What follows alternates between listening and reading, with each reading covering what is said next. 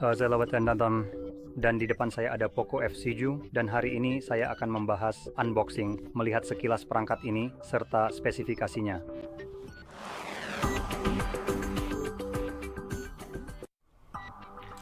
Jadi mari kita buka kotaknya dulu supaya kita bisa mengeluarkan ponselnya. Nah, seperti itu.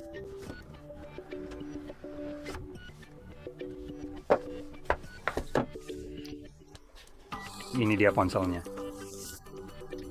Tampilannya cukup keren. Iya, tapi bagian belakangnya sih tidak terlalu. Itu kelihatan terlalu seperti ponsel gaming. Tapi bagian depannya jujur saja agak mirip Samsung. Kalau kamu tidak memperhatikan bagian ini, tampilannya hampir sama persis. Saya memang memakai tempered glass matte di sini, tapi seperti bingkainya, sudut-sudut yang membulat, semuanya terlihat sangat mirip satu sama lain. Jadi, sepertinya desainnya sangat terinspirasi dari Samsung.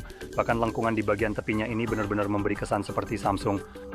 Dan satu-satunya hal yang tidak memberi saya kesan Samsung adalah bagian belakang di sini, yang terlihat, baiklah, katakan saja saya bukan penggemar berat yang ini.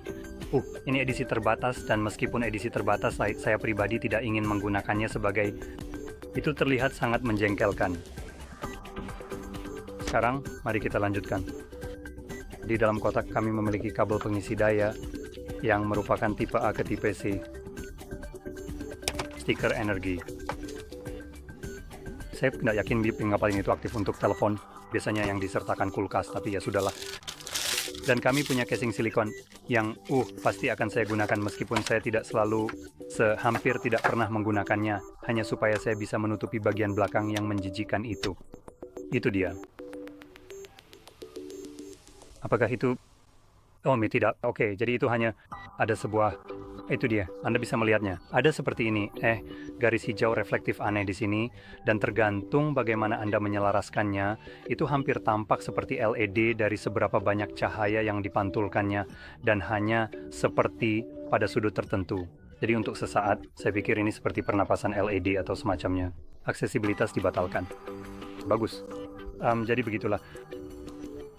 Seperti yang Anda lihat, tanpa menggerakkannya, tidak terjadi apa-apa. Menarik. Baiklah, mari kita mulai dengan tampilan di sini. Akan benar-benar melepas casing ini sehingga kita dapat melihat tampilannya dengan lebih baik, yang memang memiliki bezel sangat minim di sini. Itu cukup bagus. Sekarang, ini adalah layar 6,8 inci dengan resolusi 280x2772 pixel, layar AMOLED, 68 miliar warna, refresh rate 120 Hz, polling rate 3 buah 840 Hz untuk input sentuhan Anda. Jadi itu sangat-sangat cepat. Sudah bersertifikat Dolby Vision, bersertifikat HDR10+, dan tingkat kecerahan puncaknya mencapai 3200 nits yang luar biasa. Perangkat ini juga memiliki rasio layar ke bodi sebesar 90,2% dan kerapatan pixel 447 pixel per inci, dilapisi dengan Corning Gorilla Glass 7i. Penggunaan 7i ini sebenarnya sedikit penurunan. Ini bukanlah kaca yang paling kuat, tapi perangkat ini sebenarnya sudah dilengkapi dengan pelindung layar yang sudah terpasang sebelumnya. Apakah saya bisa mendapatkan pencahayaan yang tepat? Seperti yang Anda lihat, pelindung layar sudah terpasang di sini.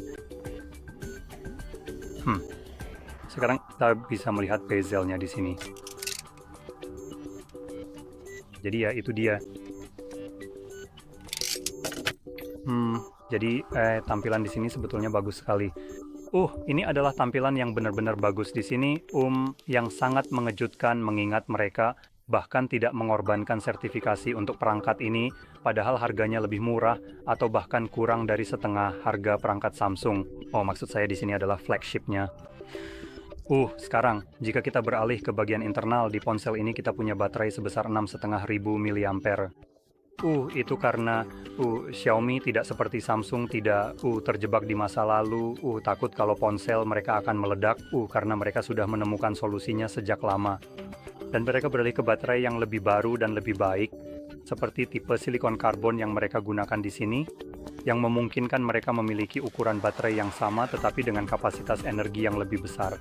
Jadi alih-alih memiliki baterai 5000 mAh seperti yang biasanya ada di ponsel seperti ini, misalnya seperti yang dimiliki S25 Ultra, mereka menggunakan tipe baterai yang lebih baik yang memungkinkan mereka memiliki kapasitas 6500 mAh. Jadi itu akan memberikan daya tahan baterai yang lebih baik karena tipe baterai yang lebih baik ini memiliki daya yang lebih besar. Dan yang lebih hebatnya lagi, jika kita bandingkan dengan Samsung, kita juga bisa mengisi dayanya dengan kecepatan 2 kali lipat. Ponsel ini dapat diisi dayanya pada daya 90 watt dengan kabel. Ponsel Samsung terbaik harganya 45. Coba tebak. Sebuah perangkat yang harganya, misalnya S25 Ultra harganya, berapa? Lebih dari seperti 3 kali lipat harga yang ini. Sekitar 3 kali lipat harga ini. Dan yang ini pengisiannya 2 kali lebih cepat dengan baterai yang lebih besar. Nah, sekarang jika Anda bertanya-tanya apa saja kekurangannya ada pada prosesor. Ini masih menggunakan apa yang saya anggap sebagai prosesor kelas unggulan, tetapi tidak akan secepat misalnya yang digunakan Samsung dengan jajaran S25. Jadi di sini kita memiliki Snapdragon 8S Gen 4. Ini pada dasarnya adalah prosesor terbaik yang ditawarkan Snapdragon di lini 8, jika kita bisa menyebutnya seperti itu. Sebenarnya iya.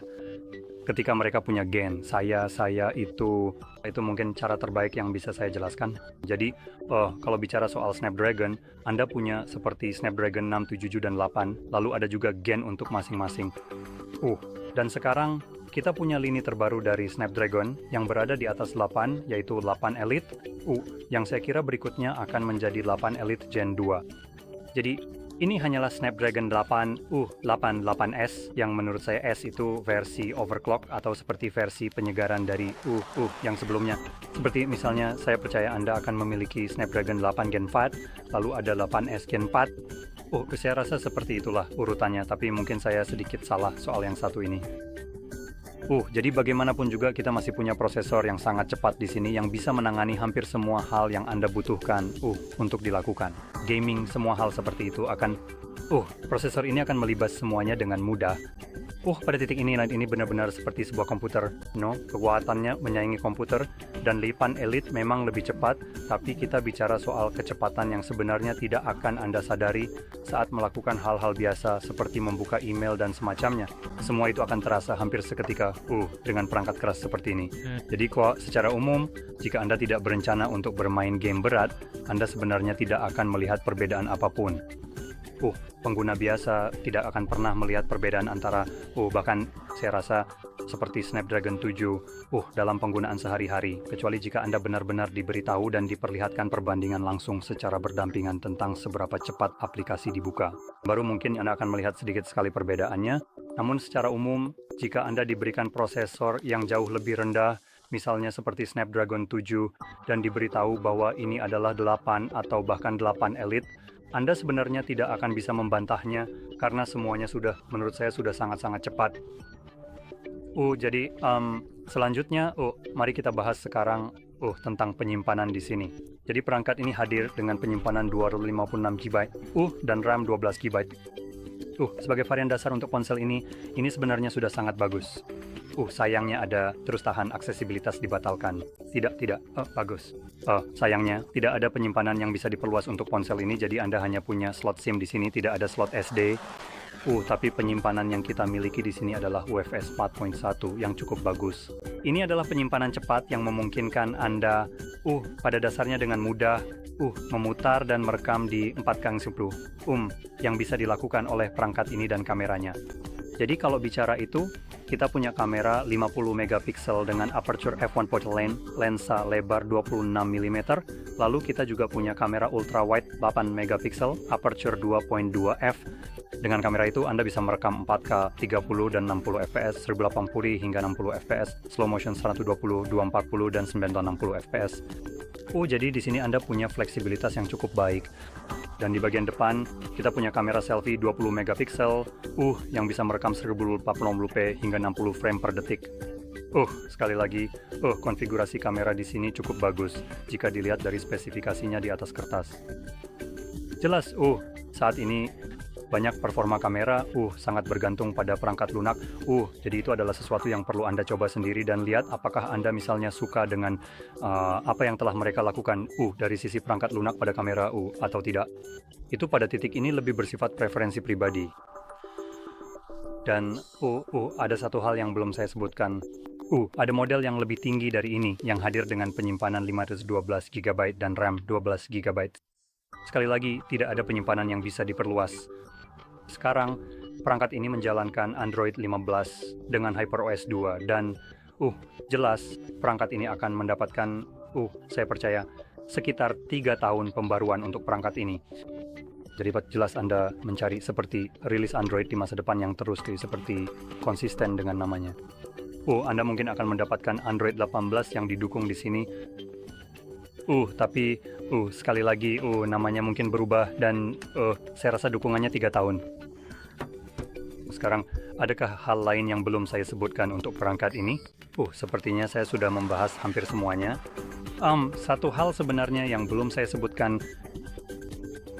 Sebenarnya ada dua hal. Jadi rupanya model India dari perangkat ini yang sepertinya akan sama dibekali baterai 7550 mAh. Dan saya tidak tahu apakah ini baterai yang sama, baterai yang sama yang Anda miliki.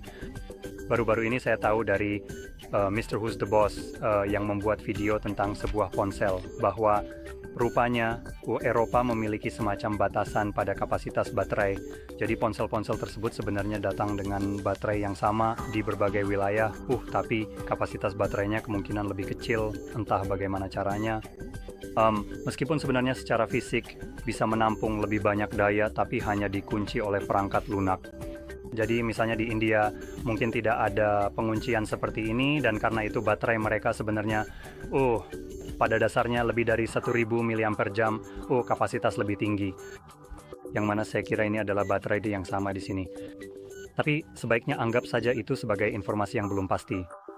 Jadi ya, hal terakhir yang perlu disebutkan, perangkat ini dibanderol sekitar 400. Jadi ini berada di kisaran harga menengah namun menawarkan spesifikasi setara flagship hampir di semua aspek, hampir di segala hal. Satu-satunya hal yang secara pribadi tidak saya suka dari ponsel ini adalah bagian belakangnya karena menurut saya tampilannya sangat kekanak-kanakan. Jadi menurut saya tampilannya tidak terlalu bagus. Tapi ini kabarnya adalah edisi terbatas. Saya tidak tahu apakah ada edisi non terbatas yang seperti ini atau tidak. Kalian bisa lihat di sini, edisi terbatas. Jadi mungkin ada versi normal yang tidak seperti ini dan saya rasa saya akan lebih memilih yang itu daripada yang ini. Tapi secara keseluruhan ponsel ini benar-benar luar biasa untuk harganya. Saya memang ingin mengecek harganya hanya untuk benar-benar memastikan bahwa ini adalah harga yang benar. Semua informasi yang saya dapatkan berasal dari GSM Arena. Mereka cukup dapat diandalkan dalam hal ini dan saya tidak pernah punya banyak masalah. Namun terkadang harga mereka salah, jadi saya ingin memeriksanya ulang. Dan baiklah, saya akan terkutuk kalau ponsel ini harganya menutup sedikit lebih banyak lagi. Bukankah begitu kan? 3 lebih seperti 400. Sekitar 100 lagi kan? Tidak, tidak. Jadi ya, memang 400. Jadi ya, itu saja. Harganya cukup bagus. Dan sejujurnya, untuk harga itu kamu mendapatkan ponsel yang benar-benar bagus dan sebenarnya tidak ada. Biasanya saya akan merekomendasikan beberapa alternatif yang lebih baik, tapi kalau kamu mencari ponsel bertenaga dengan harga terjangkau, inilah pilihannya. Kamu mendapatkan, menurut saya, merek yang terpercaya dengan perangkat yang spesifikasinya sangat bagus, yang akan menawarkan semua yang kamu butuhkan dalam hal fitur dengan harga yang sangat menarik. Saya memang ingin menekankan hal itu. Harga ini benar-benar sangat bagus. Bagaimanapun juga, jika kamu merasa video ini sangat bermanfaat dan memberikan nilai tambah, jangan lupa untuk memberikan like berlangganan ke saluran ini. Dan terima kasih banyak sudah meluangkan waktu untuk menonton video ini sampai selesai.